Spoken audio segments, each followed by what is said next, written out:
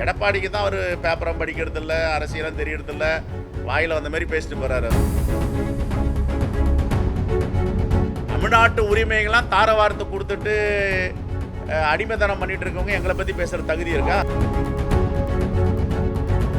முன்னாள் முதலமைச்சர் பேசுற பேச்சு அதெல்லாம். வேன் ஒன்று கிடைச்சிருச்சு, மேலே ஏறிக்கிறாரு, எல்லா இடத்துலையும் ஒப்பாரி. பாத்தீங்களா பாத்தீங்களா? எடப்பாடிக்கு தான் அவர் பேப்பரம் படிக்கிறது இல்லை, அரசியலும் தெரியறது இல்லை, வாயில் வந்த மாதிரி பேசிட்டு போறாரு.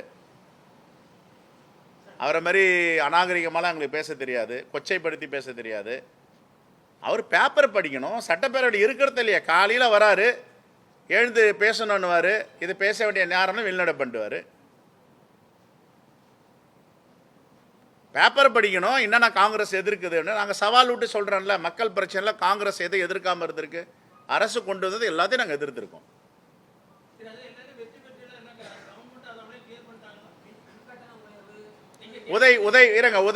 உதய் மின் திட்டத்தை எதிர்க்கும் போது என்ன பதில் சொன்னார்? உதய் மின் திட்டத்தில் கையொப்பமிடக்கூடாதுன்னு அம்மையார் ஜெயலலிதா ரொம்ப தெளிவாக இருந்தாங்க, உறுதியாக இருந்தாங்க. உதய் மின் திட்டத்தில் கையொப்பமிட்ட பேர் அதிகாரம் எல்லாம் ஒன்றிய அரசுக்கு போயிடுச்சு.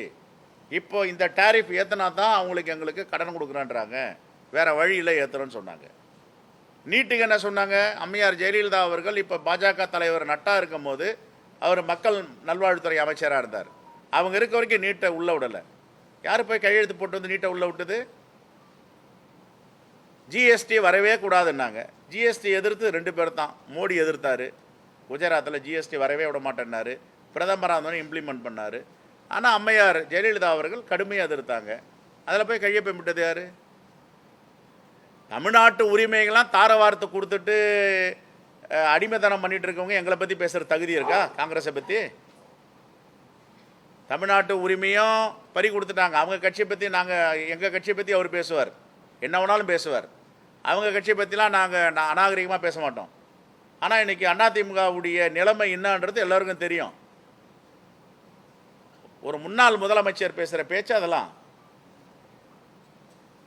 முன்னாள் முதலமைச்சர் இன்றைக்கு எதிர்கட்சி தலைவராக ஒரு பக்குவமாக பேச தெரியாமல் பிற கட்சிகளை பற்றி நீ ஏன் பேசுகிறீங்கன்னு கேட்குறேன். நாங்கள்லாம் நீங்கள் கேள்வி கேட்டால் தான் அதிமுக பற்றி பேசுகிறோம். நாங்கள் ஏதாவது வெளியே வந்து அதிமுக பற்றி பேசுகிறோமா?